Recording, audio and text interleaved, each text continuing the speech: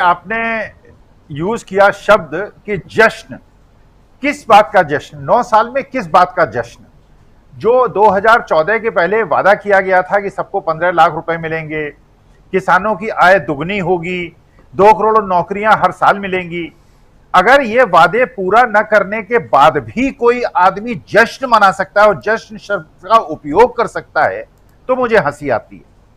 देखिए, वास्तविकता में पिछले 9 साल में राजीव जी, भारतवर्ष में केवल एक चीज में उन्नति हुई है, एक चीज इंप्रूव हुई है।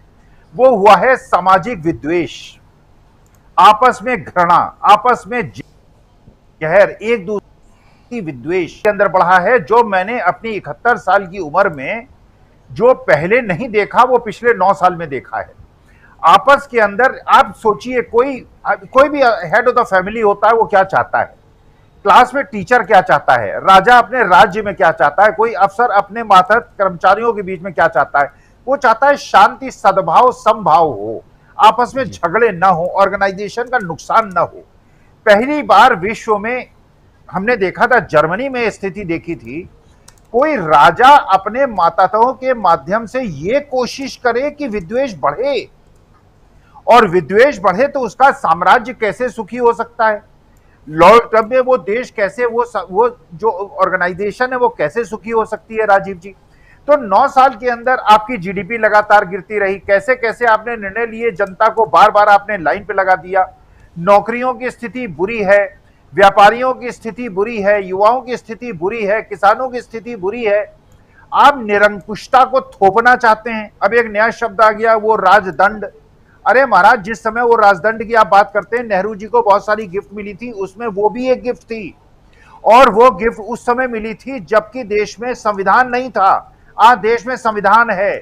अब ये राजदंडों से नहीं होगा। मेरे को तो ये आश्चर्य ना होगा अगर 28 तारीख को तो रथ में बैठ के तलवार और भाला लेके और गदा लेके लोग पार्लियामेंट के अंदर पहुंच जाएं और कहें कि अपने इतिहास को हम याद कर रहे हैं, और वहां जाके शंखनाद हो, शंख बजे, और उसके बाद अंदर जाके लगे कि साहब जो लोकसभा राज्यसभा के सभापति हैं, उनका वो पुराने टाइप का जैसे वो सिंहासन होता था, उसका उनका सिंहासन बने, और बाहर जो है लोकसभा राज्यसभा के बाहर घंटा लगाया जाए जैसे जहांगीर के जमाने में होता था।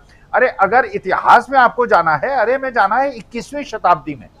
हमें अपने बच्चों को ले जाना है आगे की तरफ। आगे की जो चुनौतियां देश के सामने है, उससे उनको लड़ने के लिए सक्षम बनाना है। हम उसे पूरे पीछे धकेल रहे हैं।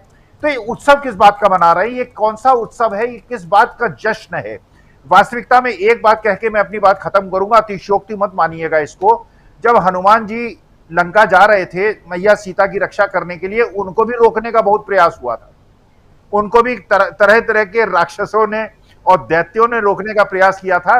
तो अभी जो बजरंगबली हैं, वो कर्नाटका के अंदर गदा घुमा के आए हैं, और गदा से उन्होंने सारे जो विरोधी हैं उनका पत्ता साफ कर दिया है।